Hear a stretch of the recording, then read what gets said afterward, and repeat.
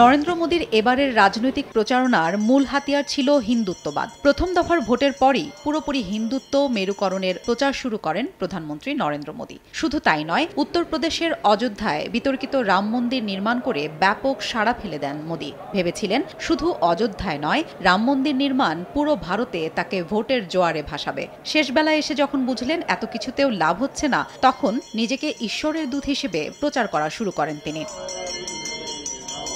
তবে উত্তরপ্রদেশের অযোধ্যার ফায়জাবাদে এত কিছুর পরও দেখা গেল ভিন্ন চিত্র। রাম মন্দিরের অযোধ্যায় বিজেপি হেরে গেছে ইন্ডিয়া জোটের অন্যতম শরিক অখিলেশ যাদবের সমাজবাদী পার্টির কাছে, যা প্রমাণ করে রাজ্যটির জনগণ ধর্মের রাজনীতিকে প্রত্যাখ্যান করেছে। তবে যদি এখানেও বিজেপি বেশি আসন পেত, তবে হয়তো একক সংখ্যাগরিষ্ঠতা পেত মোদীর দলটি। নির্বাচন কমিশনের ওয়েবসাইটে দেওয়া তথ্য অনুযায়ী রাজ্যটির ৮০টি আসনের মধ্যে ইন্ডিয়া জোট পেয়েছে ৪৩টি, আর মোদীর এনডিএ জোট পেয়েছে ৩৬টি।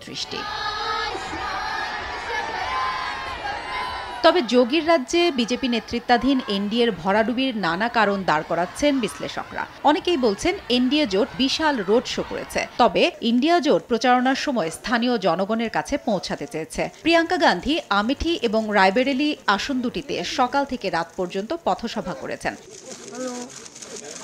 ইন্ডিয়া জোটের শরিক অখিলেশ যাদব ভোটার টেনেছেন তার নিজস্ব কৌশলে। দলিত সহ বিভিন্ন সম্প্রদায়ের প্রার্থীকে দাঁড় করিয়ে ভোটারদের কাছে টেনেছেন তিনি। রাহুল গান্ধী বলেছেন, ভারতের রাজনীতি বুঝে, সংবিধানের ওপর আঘাত আসতে পারে বুঝে উত্তরপ্রদেশের জনগণ সঠিক পথ বেছে নিয়েছে। অখিলেশের কাঁধে ভর করে উত্তরপ্রদেশের আমেঠি ও রায়বেরেলির পাশাপাশি কংগ্রেস আরও 4টি আসন জিতে নিয়েছে।